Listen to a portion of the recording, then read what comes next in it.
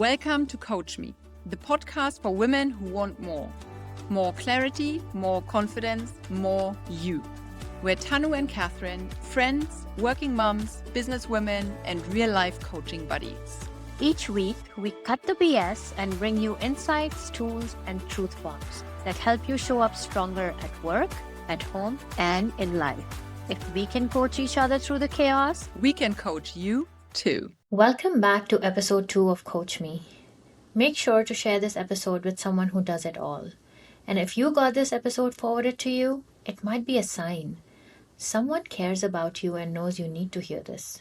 And if you're nodding along already, send us your Coach Me question. We love hearing from you, and we just might tackle it in an upcoming episode.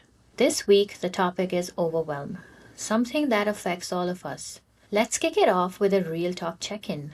Kathy, can you share a moment where you felt really overwhelmed recently? Oh well, Tanu, honestly, overwhelm doesn't even start to describe it. There's been a wave of structural changes at my work, and that always comes with huge amounts of uncertainty, right? It's the same for a lot of companies at the moment, everywhere, it seems.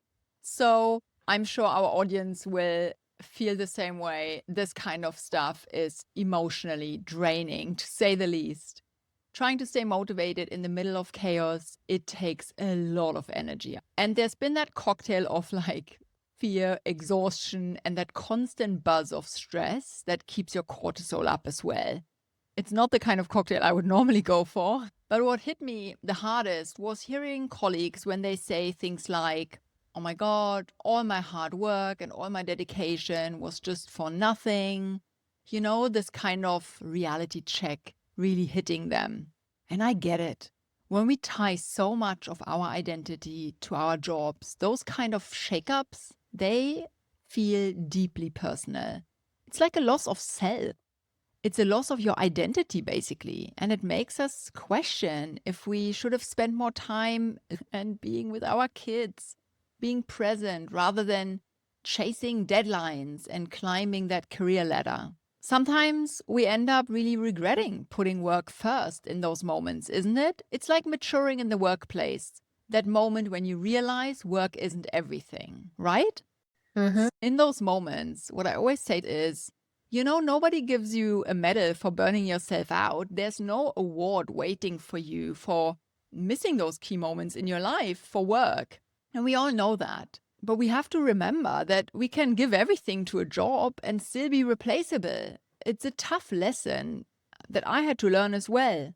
But what really helps me now is that I try to remember that I have to live in alignment with my values and not just my title. I feel like we have to go back into that space of having a private life still and not giving up everything for a job. Yeah, Kathy. What you shared is something I see all the time. It resonates so well. I mean, ambitious women especially, we just normalize burnout. And somewhere along the line, we start treating overwhelm like a rite of passage. Like if you're not constantly maxed out, maybe you're not trying hard enough. But you see, overwhelm isn't a badge of honor. It's more of a warning light, a symptom, right? And there's solid science to back it up.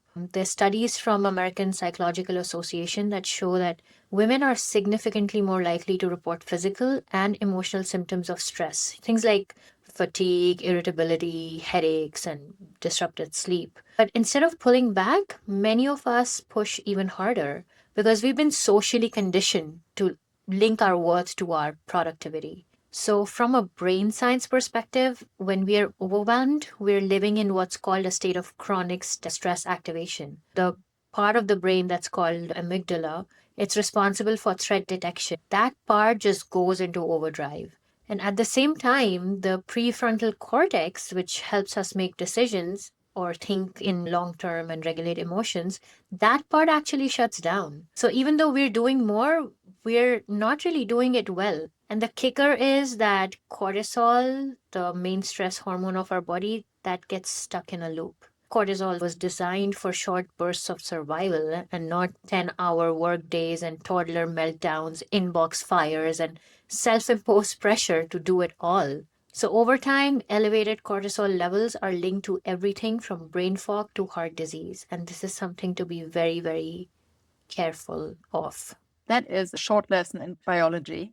I love that. And I mean, there is psychology. so much connection between our physical systems and our mental health, right? We're not made for that constant overwhelm.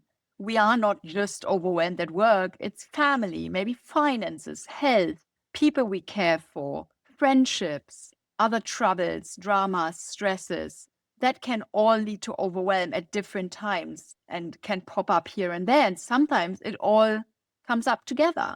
So, like you said, if we leave that unchecked, it does something to our bodies. It does burn us from the inside. It really does make us sick.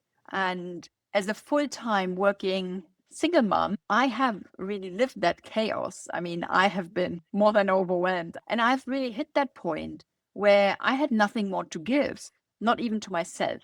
And I realized that I wasn't alone on this destructive path. But I also realized that I had a choice.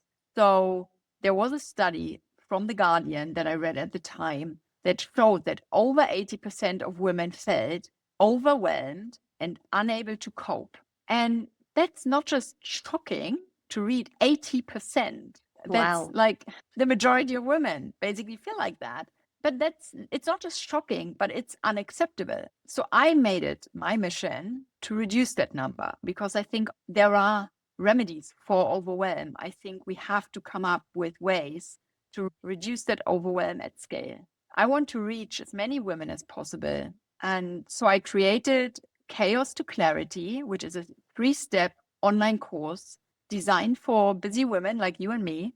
And the course is not about eliminating overwhelm completely, because that's just unrealistic and puts another pressure on ourselves.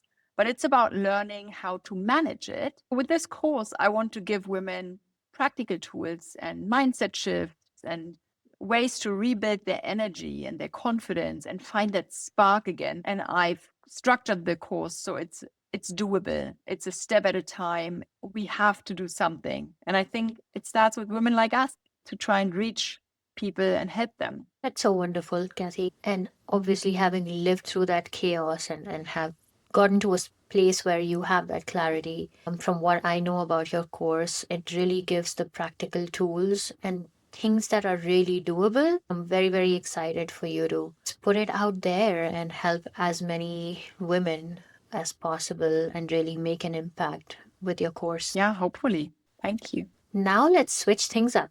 Here's our insight of the week.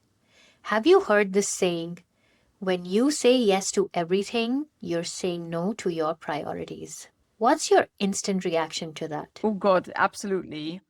When I realized the things that actually mattered to me kept slipping through the cracks, they kept shifting down on the priority list because I just wanted to help everyone else. And you get onto this autopilot, and saying no at the same time felt really uncomfortable. It felt like I'm being selfish. But the truth really is, every no I say now is a yes to myself and to my health, to the life I want to live and build, and to my daughter, who is my priority.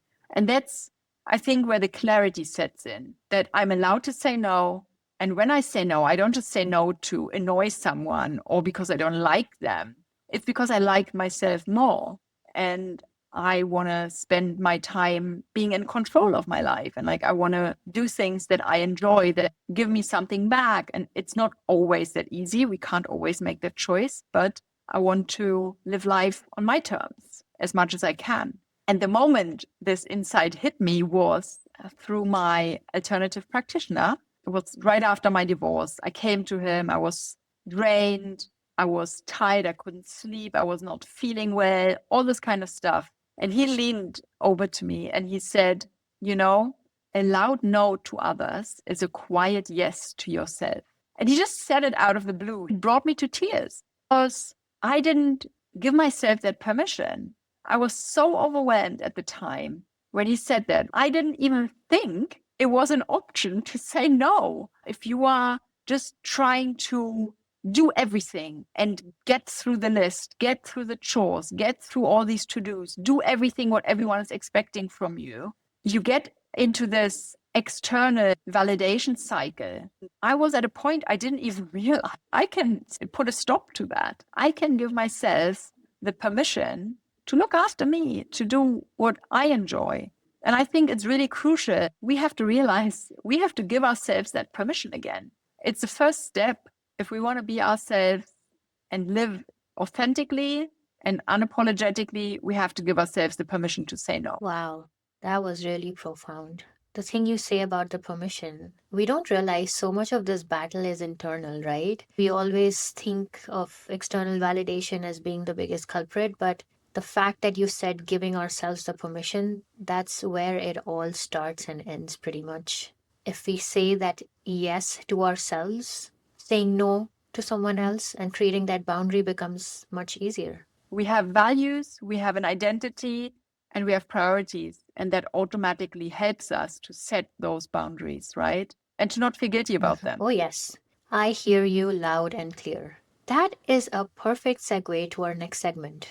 Quote that shook us. We need to remind ourselves and our listeners about aligning priorities with values, but also prioritizing rest. Resting is a big part of being productive. Without breaks, we burn ourselves out. So, I'm going to start with a quote that stayed with me for years, and honestly, it keeps resurfacing every time I edge towards burnout. It's this one by Henry David Thoreau. Here's how it goes: the price of anything is the amount of life you exchange for it. It's not new. I came across it after I had a big burnout episode in my last job. I had given it my sweat and blood and realized I wasn't just trading time, I was trading life force. I was a new mom. There was so much going on, but I was prioritizing everything that was expected out of me at that job. My presence, my energy, the quiet moments I'll never get back, that was the thing that I was trading, not just my time. And when you start thinking about decisions through that lens, it changes how you show up. You realize not everything deserves that kind of exchange, you know. How is it that we have to be pushed into the furthest corner to activate our self protection? And, you've been telling these stories about regret, about burnout, about hitting those low energy zones. I am 100% sure our listeners each one can at least tell one story where they hit the lowest low, where they wish they could go back now and hug themselves and be like, come on, be brave, say no. How is it that we have to be pushed so far to enable our self protection?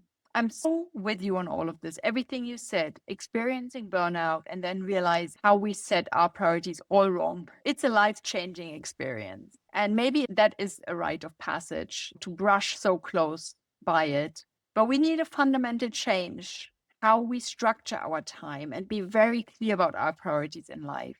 If we don't do that, someone else will do that on our behalf, be it a boss or be it a needy neighbor or partner or whatever. Like someone will overstep our boundaries until we set them more clearly, right? And I read this quote once that said, taking a break is part of the process. And that generally changed how I work and live now. Maybe I have undiagnosed ADHD or I'm just a classic overwhelmed working mom. But I've started using ADHD friendly prompts in ChatGPT to structure my day. And what I love is that they just bake in rest and rewards. So you have tea break or like these little dopamine raises baked into it. And it's not a luxury. It's not like now reward yourself, but it is a strategy to not burn yourself out. You have active breaks. I have my dog walks baked in there. I have flexible admin time put in there where I can just decide what I will do. So it's not so rigid and so hard on me and this to-do list that never ends, but it's in line with not getting into burnout, not going down that path. So that quote really gave me something that I didn't know I needed. The permission to pause, the permission to say no, the permission to take these breaks. Because we don't have to power through. We don't have to burn ourselves out to get to the goal. I now truly believe that rest makes us more productive. Rest is the fuel to be productive. And now switching gears again slightly into a real life coach me moment. There is a question that keeps coming up in our work with our clients because we talk about boundaries a lot and about setting boundaries effectively. So the question that landed with us from one of our listeners is, can you please help me set boundaries at work without looking lazy? Please coach me. And Tanu, I think this is a perfect one for you to take. Do you want to have a go at this one? Yes. This actually came up in one of my coaching sessions just last week. So my client said something like, I'm worried about how it'll look to them. I don't want them to think I'm slacking. And wow, the weight behind that statement. So many ambitious women that are wrestling with this kind of thought process, especially in fast paced environments where overworking has become the norm. So she was already stretched thin. She was working late, she was skipping breaks, saying yes to everything, responding in like 2 seconds of getting any messages. And yet, she still felt like she had to prove her worth by being constantly available. When we unpacked it, we found that underneath the fear of looking lazy was a deeper belief. And the belief was that if I don't do it all, I'm not enough. So here's an insight that I shared with her. Boundaries aren't barriers, they're actually something that leads to clarity. So we reframed the conversation she needed to have with her coworkers and manager. Instead of saying, I can't, she practiced saying, here's everything on my plate right now. Can we prioritize what's more critical? But before saying anything to someone else, she started asking, is this really important right now? Or could this wait? Could I do this later? It's such a small shift, but it sends a powerful message to yourself first before someone else that I am not stepping back, I'm stepping up with intention to make myself a part of the decision making. And again, I love bringing in research into whatever work I do. So this fact as well is backed by research. There's been a study by the Harvard Business Review which talks about how professionals who set boundaries and communicate them clearly are actually perceived as more reliable and emotionally intelligent because they're modeling sustainability and not just self sacrifice. I love that. I want to come across as more emotionally intelligent by saying no to my boss. But there is absolute truth to that. I think we are shifting into a day and age where we have to be more emotionally intelligent at work, and that gets appreciated more. It didn't always used to be like that. You maybe came across as soft or bitchy or annoying or like whatever when you try to set boundaries or ask for things to be more accommodating. Oh, But I yeah. think nowadays we are having a lot of more modern businesses that build those business models or are led by people who actually don't want to burn out their workforce. So I love that. I would welcome a lot more emotional intelligence in the workplace. I think that's definitely the future. But I also picked up on your metaphor that boundaries aren't barriers, but clarity. I love that because I think boundaries always feel so rigid. It feels like something negative. We wall ourselves off. We don't want to let anyone through. But I think it's really true what you're saying. We shouldn't think of them as something that isolates us. It's more something to think of like a boundary protects us and helps us see more clearly. And in my course, I use a similar metaphor for boundaries. I'm saying boundaries aren't walls, but filters because they help us sift through the options and find the one that aligns best with our values. So it's more Love like that. it's not that wall we build up to not see anyone anymore and kind of fence ourselves off, but it's more like a filter where all these demands and things around us fall into, and that what comes out in the bottom out of that filter is what is in alignment with us. All the rest gets stuck in nirvana somewhere. So, that's Love that. that's the metaphor I'm going with, but I love the clarity that comes out of it, that comes out of the filter, basically. I love that. And if you could see how Catherine's describing it using her hands and showing me the filter, you would love that. We will have to switch to video podcasts soon, so everyone can benefit from my hands. Yeah, animated descriptions. I know. So now, as a final segment, we are getting into my favorite category, which is the mini boost of the week. And this week, it's all about, you guessed it, reducing our overwhelm. So we want to give you a mini boost of creating boundaries and creating a habit to check in on your boundaries. In this little quick exercise that we want to introduce to you now, we will do a quick 3-minute check-in that you can do each week or as often as you want. So let's get into it. Take 3 minutes today to ask yourself this. First, where did I say yes this week when I actually meant no? Second question, what is one small boundary I can set or reinforce in the next few days at work, at home, or with myself? Reinforcing means really reintroducing it, bringing it up again, making it clear again, communicating it. And the third question is, what do I need more of this week? Do I need more rest, more focus, more space, more support maybe? What do I need more of this week? And can I then communicate that as a boundary, as a request to people around me? Wow. As you were asking those questions, my mind was trying to answer them. And the answer to the first question you asked, where did I say yes this week? Pretty much all the meetings at work It's where like I should have sitting there said no. nodding and exactly. Yeah, like this could have been an email. We didn't need a meeting for this. So, no, thank Oh, you. Yeah. And always need more rest because that's what we're discussing, right? Burning out. I love these questions. I definitely will set some more time to go into it a little bit deeper when I'm journaling tonight. So, yeah, as Kathy said, set a tiny intention based on your answers. They're doors to the life you actually want to live. So now that we've said they're filters, they're doors, like you have quite a few metaphors that you work with. pick I one that hope, works for you. yeah, I hope this hits home. And that is a wrap. Thanks for hanging out with us on Coach Me. Got a question or something you want us to coach through? Slide into our DMs or drop us a message. We might feature it on the next episode. And hey, don't forget to hit follow. Your future self will thank you. Just one more quick note. Everything we share here is based on our own experiences and coaching tools. It's not medical or mental health advice. So if you're struggling or need support, please reach out to a qualified professional. You've got this and we've got you. See you next time on Coach Me. That's it.